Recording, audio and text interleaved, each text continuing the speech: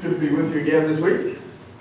And last Sunday morning, we looked at the 22nd Psalm, a psalm about King David, a psalm written by King David, wherein he is talking about his very difficult, desperate situation where he is surrounded by enemies. He's been praying, and it doesn't seem like God is answering his prayers yet. But we saw that as a picture of Christ surrounded by his enemies as he comes to those last days and those last hours and at the crucifixion. And as Isaiah says, when the crowd looks at Jesus, they esteemed him as one smitten of God, afflicted, abandoned by God. But the story continues, of course. Jesus is crucified. The soldiers cast lots for his clothing, but he was not abandoned.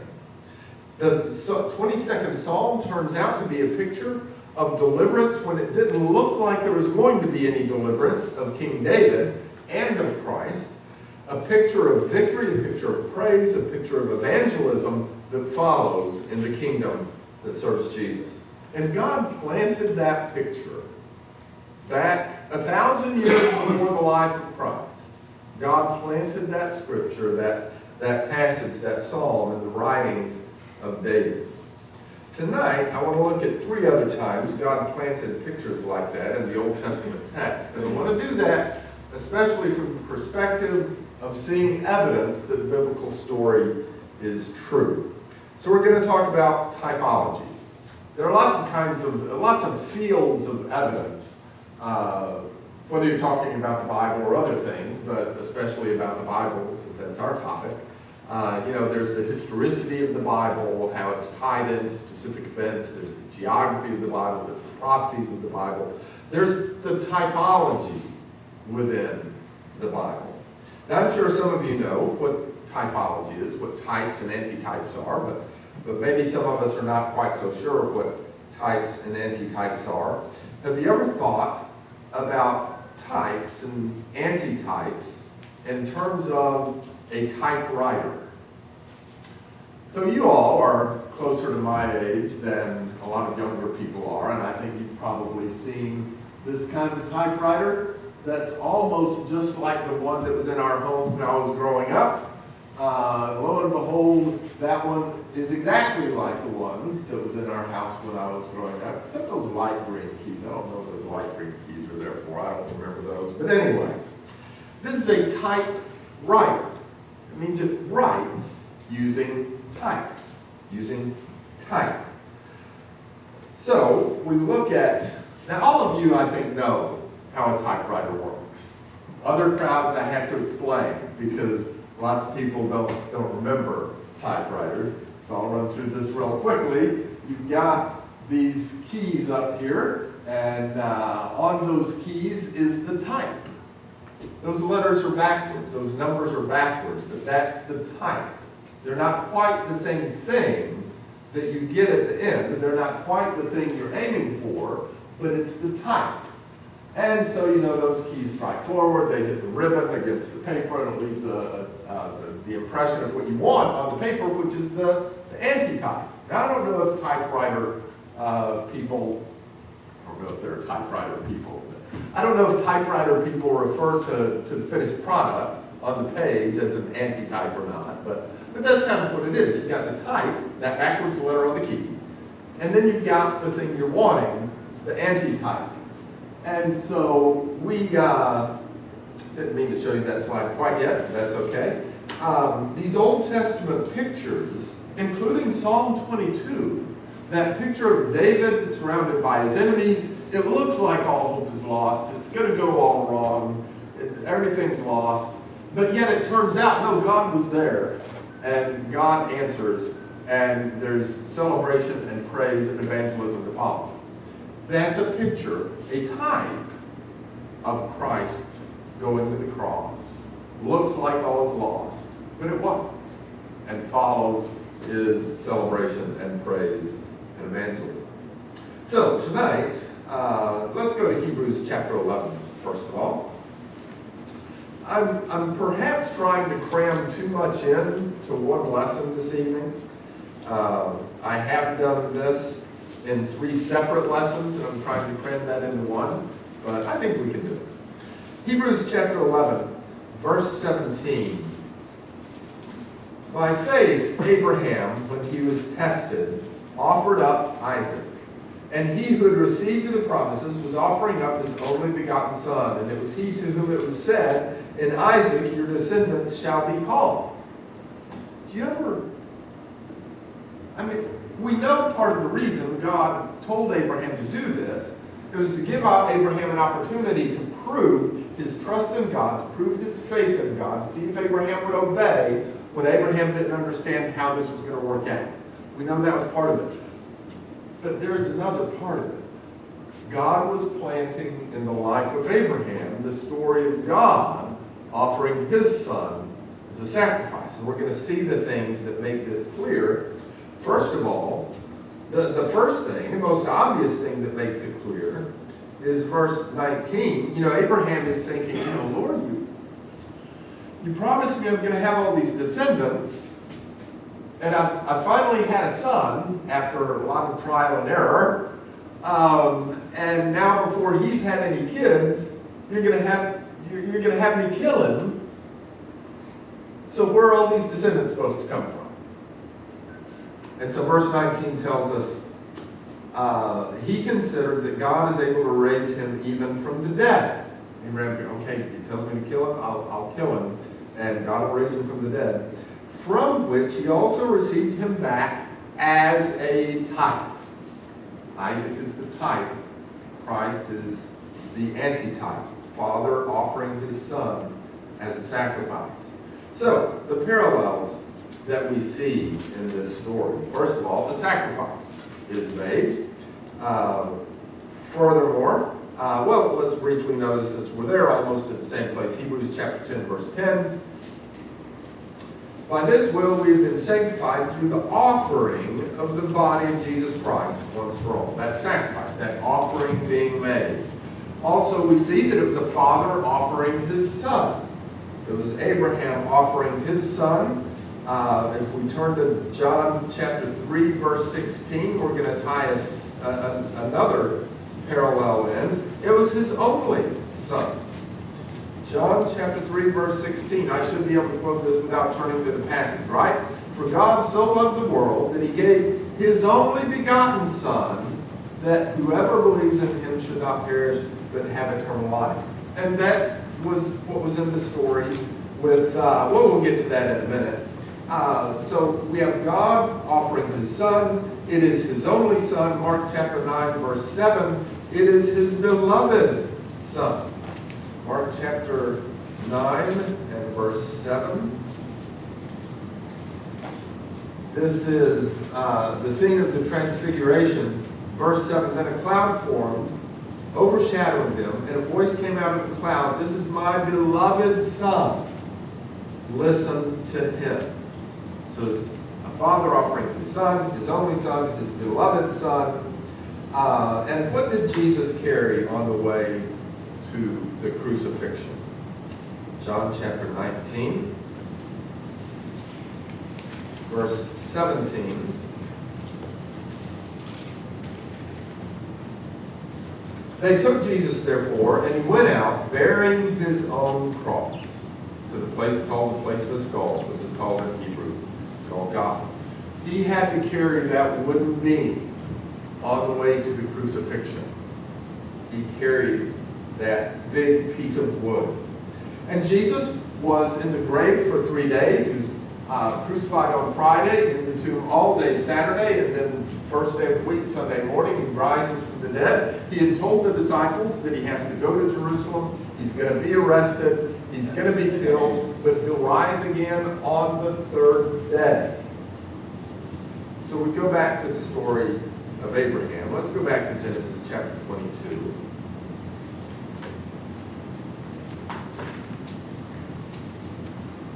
Verses 1 and 2. Now it came about after these things, I am so bad with not advancing my, I didn't want to do that one yet, or that one. So bad I'm not advancing my slides when I'm supposed to. Genesis chapter 22. verses 1 and 2. Now it came about after these things that God tested Abraham and said to him, Abraham. He said, Here I am. And he said, Take now your son, your only son, whom you love, Isaac. Go to the land of Moriah and offer him there as a burnt offering on one of the mountains of which I will tell you. A father offering his son, his only son, his beloved son. And as we continue to read, when they get to the place, verse 6, and Abraham took the wood of the burnt offering and laid it on Isaac his son. He took in his hand the fire and the knife, so the two of them walked on together. Jesus carried the wood he would be offered on. Isaac is carrying the wood that he is going to be offered on. And then the 3 days, rising again on the third day, in the case of Jesus, Isaac was dead for 3... No, he wasn't dead. But there is this similar 3-day period.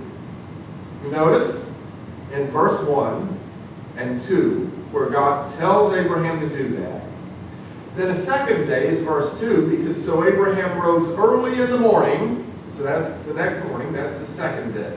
Early in the morning and saddled his donkey and took 2 of his young men with him and Isaac, his son. And he split wood for the burnt offering and rose and went to the place of which God had told him. On the third day, Abraham raised his eyes and saw the place from a distance. And they go up there, and Abraham prepares to offer his son as a sacrifice. Isaac didn't die like Jesus did. But one of the things you often see in types, as opposed to the antitypes, is that the types, in one way or another, or multiple ways, don't measure up to the grandeur of the antitype. In this case, Jesus was killed and raised again. Isaac wasn't killed, but there's this 3-day period that, as I said, Isaac was as good as dead in Abraham's mind. Because Abraham's heard the command. He's committed to do this. That day ends, the second day begins, he's journeying. They get partway there, night obviously falls, and they camp somewhere. And the third day they're traveling again, and he sees the place from a distance. Those 3 days, that in Abraham's mind, Isaac was as good as dead. Where did this happen? Well, verse 2. The Lord tells Abraham, Take now your son, your only son, whom you love, Isaac, and go to the land of Moriah, and offer him there as a burnt offering on one of the mountains of which I will tell you. This is a 1.5 day journey away. You know, Lord, it's a terrible thing you're having me do, and you're going to make me walk for 1.5 days to get there? Why does it have to be all the way over there? I don't know if Abraham asked those questions, but I would, those questions come to my mind. Why did God have this specific place that Abraham had to travel to get to offer his son? The land of Moriah, one of the mountains that God would tell him, this one. This is the place I want to have. So where was Moriah? Where were these mountains that were in Moriah?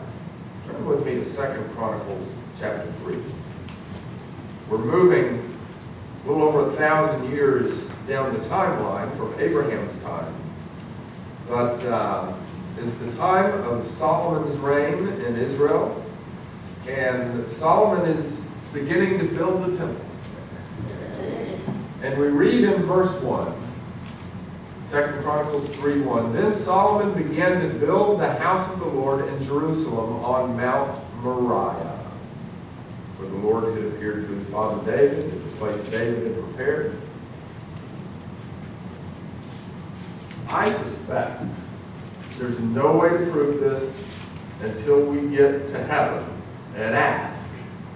But I suspect that the piece of land on which that cross was, on which Jesus died, is the same hill on which God said this one.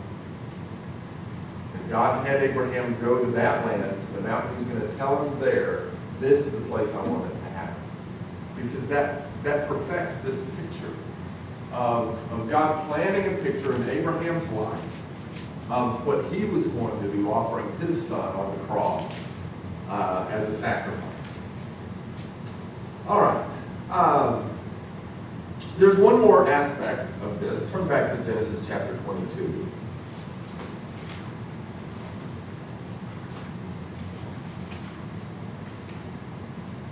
Genesis chapter 22.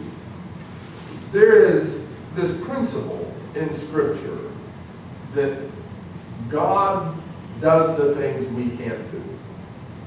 He wants us to put our trust in Him, not in us. He wants us to realize it's not our power by which we're saved. It's not our power by which we have the things we have. It is God's creation in this world and God's salvation through the sacrifice of Christ that we're provided any of these things. God will provide. We're lost in sin and we cannot save ourselves. There's nothing I can do to save myself. I often, when I'm studying with people, I'll talk about this idea that we cannot save ourselves. My problem is I've sinned against God. I've done those things which are evil and unholy. And so I'll ask the person, what should we do in that situation? And they'll usually say, start living a good life. Well, that's not a bad idea. That's a good idea, but that doesn't solve anything because that's what we should have been doing all along. Starting to do what we should be doing doesn't cancel out the fact that we weren't doing what we should be doing.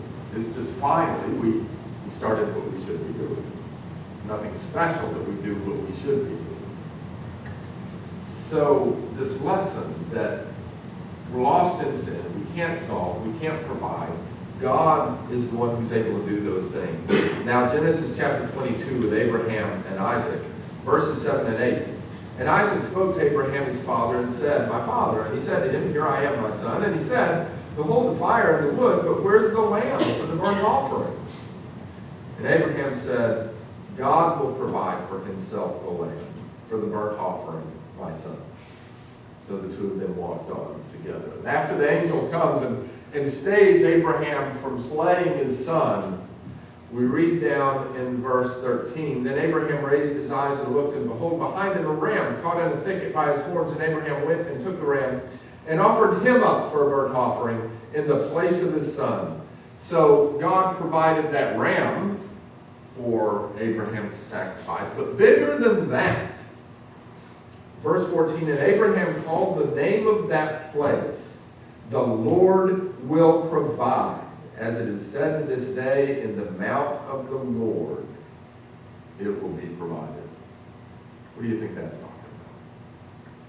It's talking about solution for our sins. In the mount of the Lord, in the mount there in Jerusalem, it will be provided. The Lord will provide. And that's what Abraham named this place. So we've got this picture. In 2,000 years before the time of Christ, somebody orchestrated this in the life of Abraham.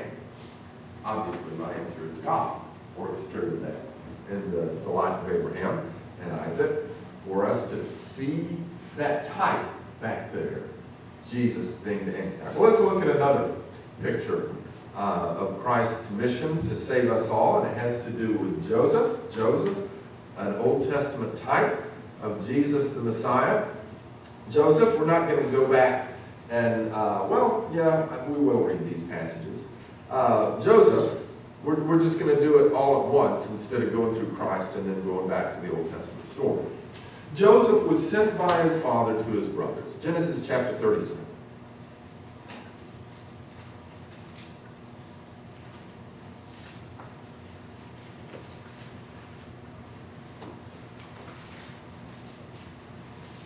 Genesis chapter 37, verse 13. And Israel, that's Jacob. Remember, God changed Jacob's name to Israel, or added this name Israel to him. And Israel said to Joseph, Are not your brothers pasturing the flock in Shechem? Come, and I will send you to them. And he said to him, I will go. And he said to him, Go now and see about the welfare of your brothers and the welfare of the flock, and bring word to me. God sent his Son into the world. Galatians chapter 4, verses 4 through 5. I'm not going to take the time to turn to that passage. It's a familiar passage to us. That God, the Father, sent his Son into this world. And it's a little more parallel with Joseph and his brothers, because Jesus is called our brother. He is the Son of God, and we become sons of God, and in that sense we are brothers with Christ. And the New Testament refers to us that way, or Christ as our brother. And furthermore, his brothers rejected him. Joseph gets out there, and they've already got their minds against him. And now they start plotting to get rid of him. I'm getting ahead of myself on that point. But they rejected him. Why did they reject him? Do you remember? You there in Genesis chapter 37? They rejected Joseph because he claimed authority. Chapter 37, verses 5 through 8. Then Joseph had a dream, and when he had told it to his brothers, they hated him even more. And he said to them, Please listen to this dream which I've had. For behold, we were binding sheaves in the field, and lo, my sheaf rose up, and also stood erect. And behold, your sheaves gathered around and bowed down to my sheaf. You'll remember the second dream with the sun and the moon and the stars, and the 11 stars representing his brothers bowing down to his star. And these dreams are a claim of Joseph that he's going to be in authority over them. Somewhat. They're going to be bowing down to him. He's their little brother. They don't like this a bit.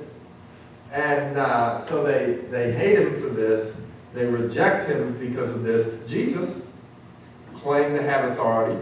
He was looked at by the Pharisees and the scribes. This Galilean. They looked down on people from Galilee. You'll remember the passage where the Pharisees are saying, Let no prophet arise from Galilee.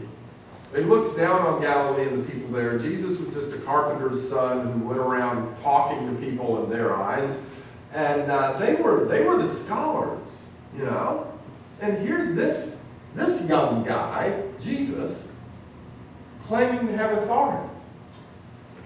Matthew chapter 26, verse 64. Jesus said to him, to Pilate, or to the high priest, that is, You said it yourself. Nevertheless, I tell you, hereafter you shall see the Son of Man, of course a reference to himself, sitting at the right hand of power and coming on the clouds of heaven. This is one of many places that Jesus claims authority, an authority that they don't have. And the response, verse 65, that the high priest tore his robe, saying, He has blasphemed. What further need do we have of witnesses? Behold, you now heard the blasphemy. He's deserving of death, verse 66. So they rejected Jesus due to his claimed authority, just like Joseph's brothers rejected him because of his claimed authority, and because they were jealous. They were envious of this. While you're there in Matthew, turn a page to Matthew chapter 27, verse 18. Pilate knew that because of envy, they had delivered him up. They decided to get rid of him, deliver him up to Pilate for crucifixion because of their envy. They were envious of the attention he got. They were envious of the claims that he made. And so they decided to get rid of him. Back in Genesis chapter 37, should have put my markers in place, turning back and forth to these passages. Genesis chapter 37.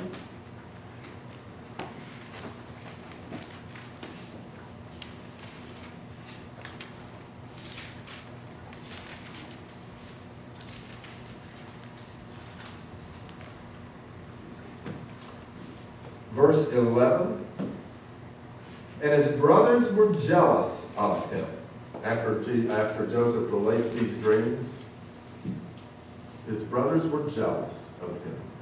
So they rejected him due to this claim of authority, due to their jealousy.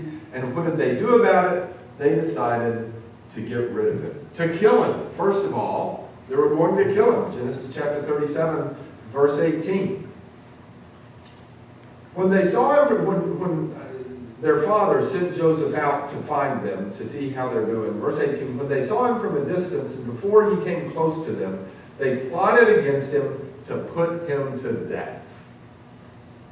Reminds me of the story of Jesus, how more and more the Pharisees are so against Jesus and willing to do anything to squelch his influence, and finally they start talking about, we've got to kill him. We've just got to kill him. And here in Matthew chapter 26, verses 3 and 4, then the chief priests and the elders of the people were gathered together in the court of the high priest named Caiaphas, and they plotted together to seize Jesus by stealth and kill him. Now, of course, in Joseph's case, they didn't actually kill Joseph. Reuben steps in and says, that's a bad idea. Here come these slave traders. Let's sell him to them. And so he's not killed. Similarly, as Isaac wasn't killed. Similarly, as these types are in many ways somewhat less than the antitype. But the next thing is also a case where it's not quite the same as it was with Jesus. How much did Judas sell out Jesus for? 30 pieces of silver, right? What did Joseph's brothers sell him for? It was silver. Chapter 37, verse 28, then some Midianite traders passed by, so they pulled him up and lifted Joseph out of the pit and sold him to the Ishmaelites for 20 pieces of silver. Thus they brought Joseph into Egypt. Now that's not the same, but it's very similar. Sold by his brethren for silver. 20 in Joseph's case, 30 in Joseph's case. You know the story, though. Later, his brothers have to deal with the fact he's still alive. Same thing with Jesus. The people have to deal with the fact that Jesus was still alive. Acts chapter 2, on the day of Pentecost, the first time the gospel is publicly preached and proclaimed, Peter is preaching, and he's given them evidence in his lesson here in Acts chapter 2. He quotes a psalm of David to show that David said that someone's grave was going to be empty. It wasn't David's, Peter points out, because David's tomb is still there and his bones are still in it. Whose was he talking about? He was talking about Jesus' tomb, that Jesus was not going to be abandoned to death, nor his flesh see corruption. And so the people have to deal with this. Acts chapter 2, verse 24, God raised him up again, Peter says, putting an end to the agony of death, since it was impossible for him to be held in his power. And then down to verse 32, this Jesus God raised up again, to which we are all witnesses.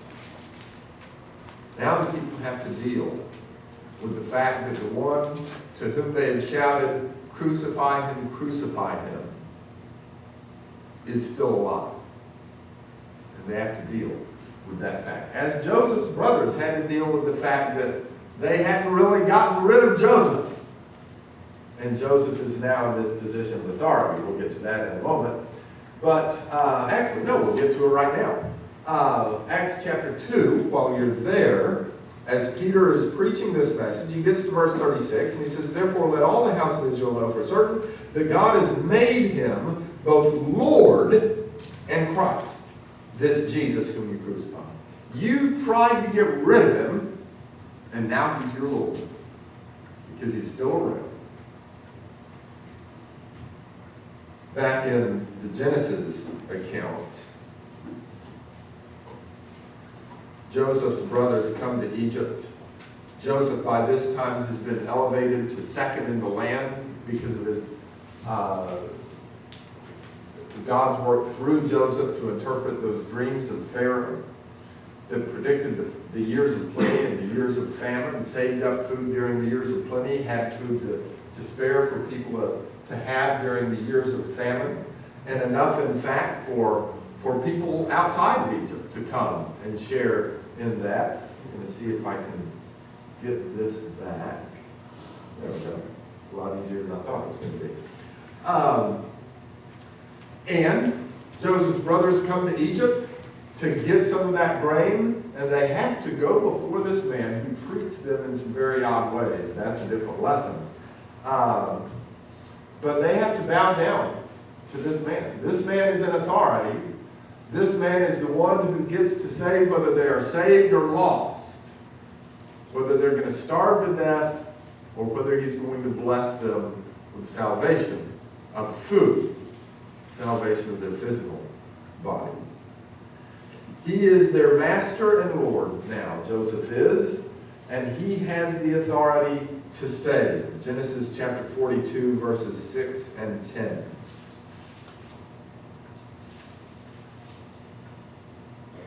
Now Joseph was the ruler over the land. He was the one who sold to all the people of the land.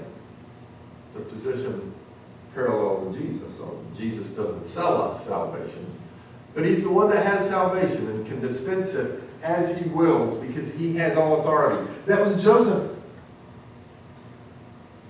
And Joseph's brothers came and bowed down to him with their faces to the ground. Verse 10, then they said to him, no, my lord, but your servants have come to buy food. That's what they need. They need this food.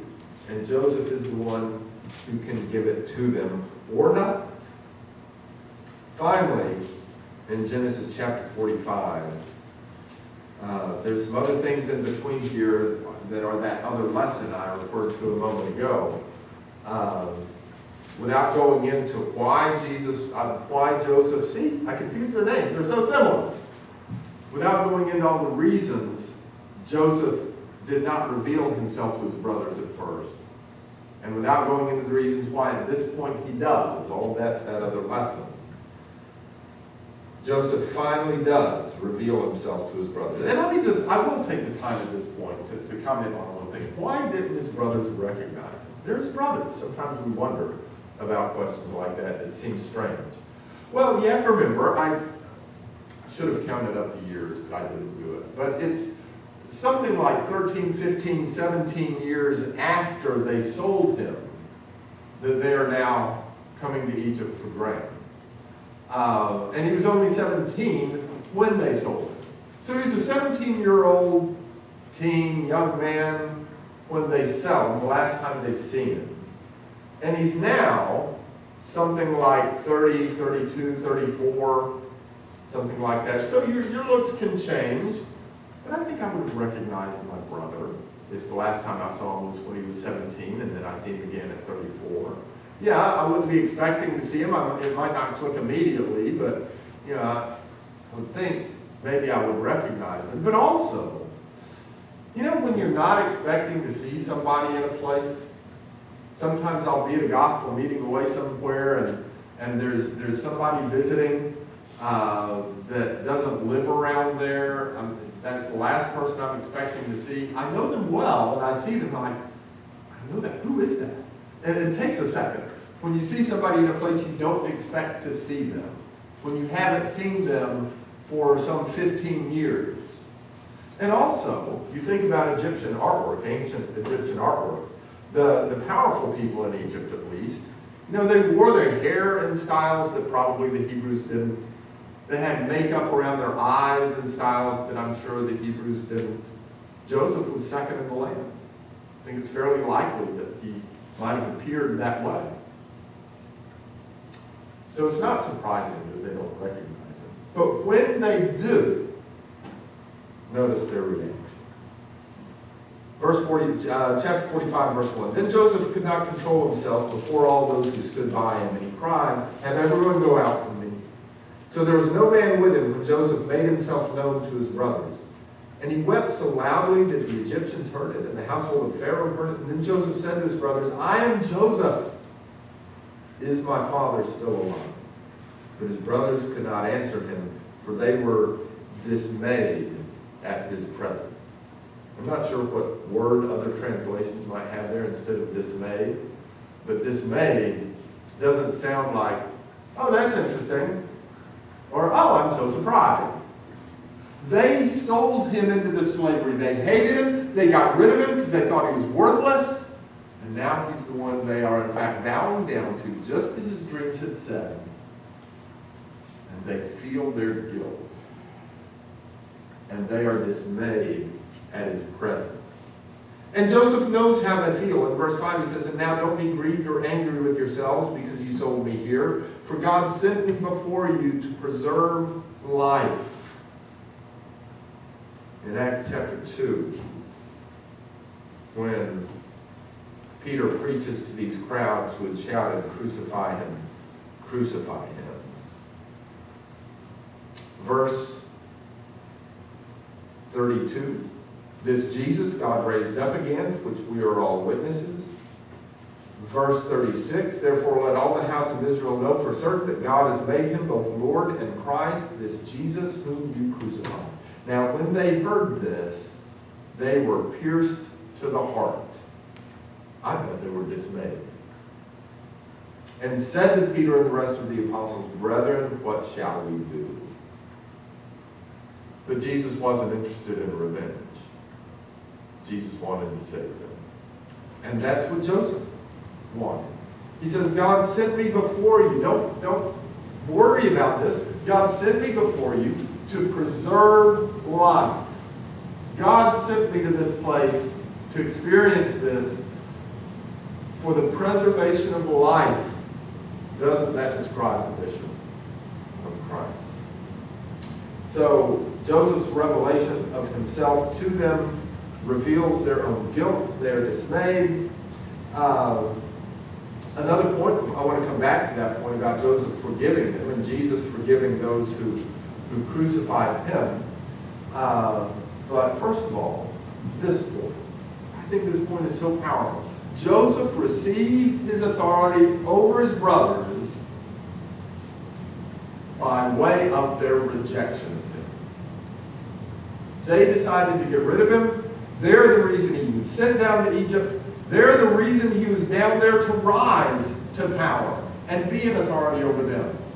Jesus was rejected by the people. They didn't want him. They wanted to get rid of him. They killed him. And that's the thing that made him able to be their Lord and Savior. His authority came as a direct result of their plot to get rid of him. Mentioned a moment ago that Joseph forgave his brothers. As Jesus is willing to forgive those who shouted, "Crucify him, crucify him." Even on the cross, he said, "Forgive them, for they know not what they do."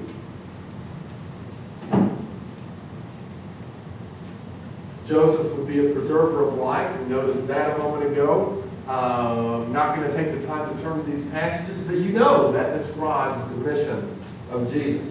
Joseph became ruler over all, just as Jesus was given all authority in heaven and on earth. And Joseph was going to provide the needs of his family, his extended family. Genesis chapter 45 again.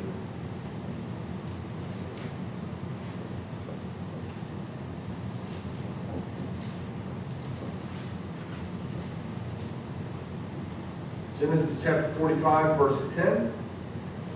"And you shall live." Joseph is talking to his brothers.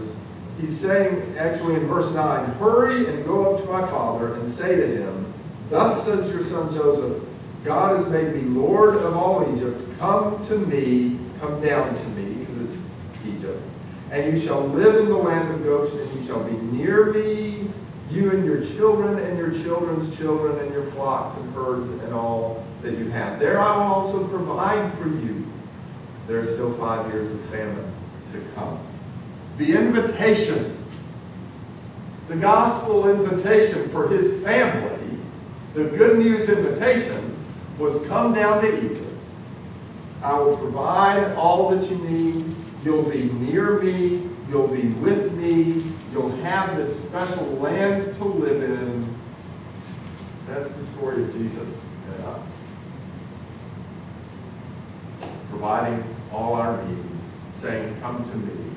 He's sending his brothers with this mission to tell somebody else to come. Their Father to come. All right. Final point on Joseph is that it is a picture of the exalted one, Joseph, exalted in Egypt, second only to Pharaoh, the exalted one saving his guilty people. That's the story of Jesus. Jesus, exalted, second only to the Father, saving his guilty people.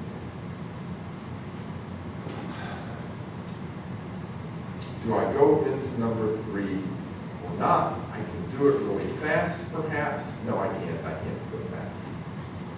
So, I might come back another time and talk with you about the Passover.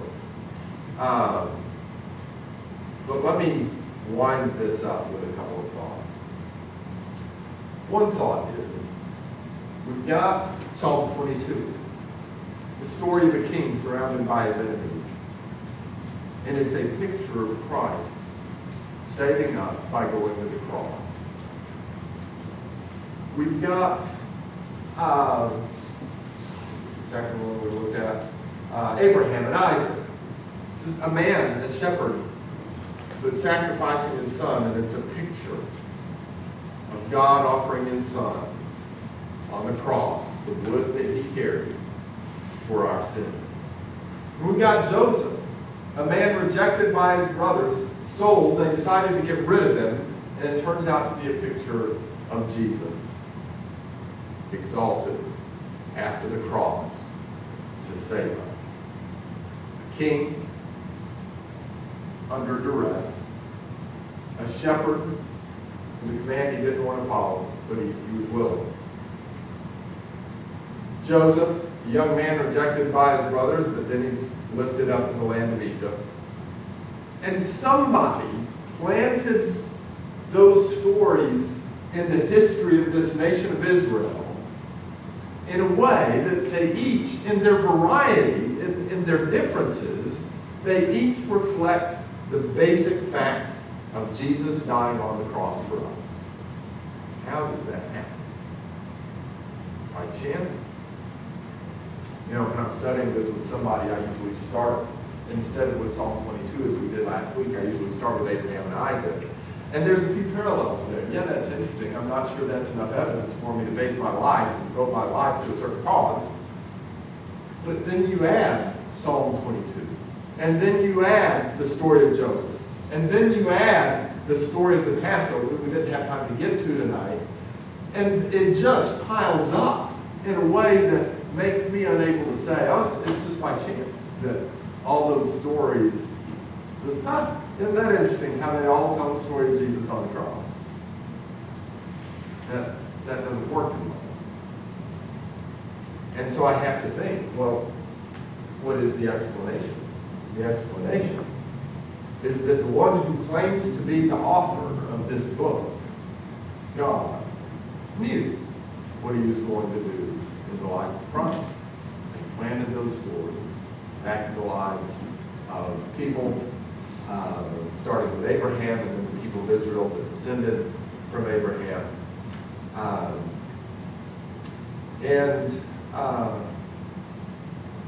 One more thing that I want to go into, because the skeptic might say, and you know, I was studying all of this recently with someone who, it's not that he wants to believe in evolution. He thinks that's crazy. But he just wants to have some reasons to be sure that the Bible story is true before he commits himself to Christ. And that makes sense. We should. We should have reasons that our faith is built on. And so the skeptic might say, and it would be a possibility, I suppose, that, were you around when these books were written? No. I wasn't either. How do we know when they were written? Maybe Genesis and Exodus and all of those books of the Old Testament. and the books of the New Testament. Maybe the whole thing was written after the time of Christ. Some stuff happened in the life of a man named Jesus, and somebody started writing a bunch of stuff about him, and they created all these stories in the Old Testament that kind of foreshadowed it.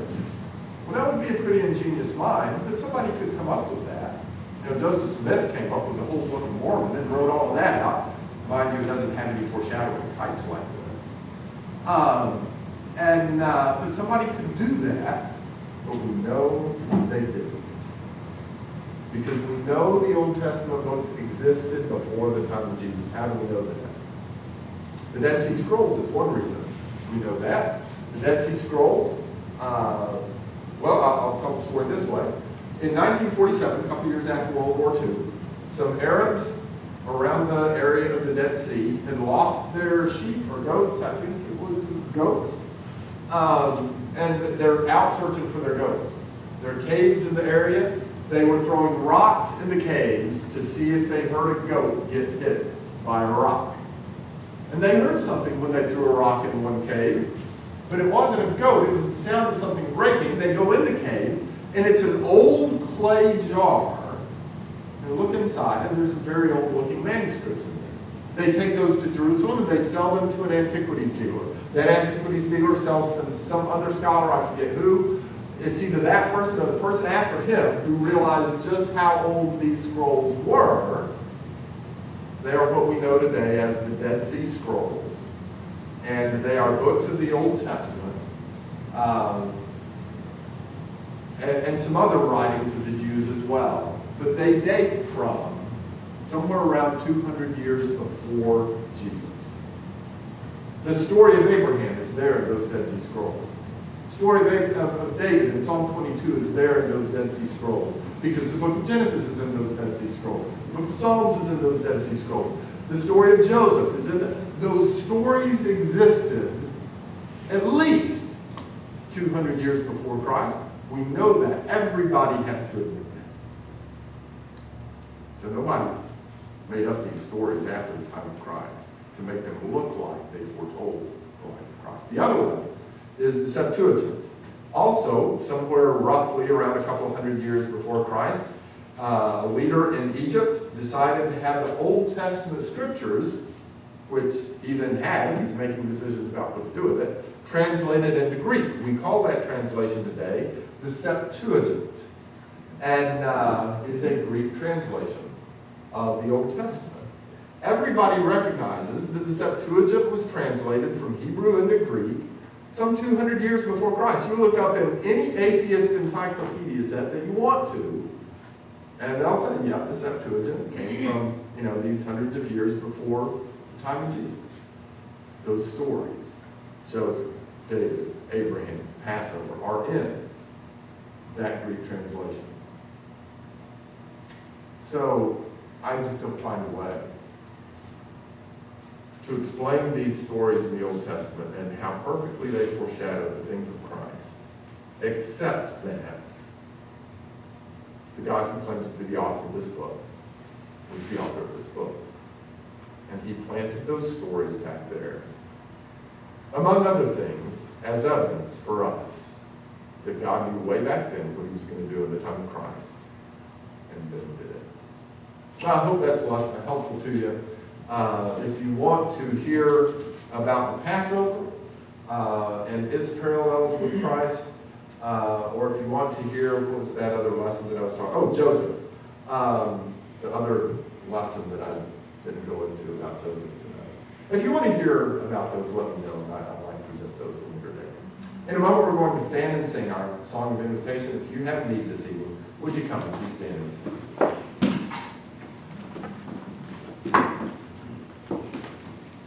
There's a fountain free just for you and me, let us sing.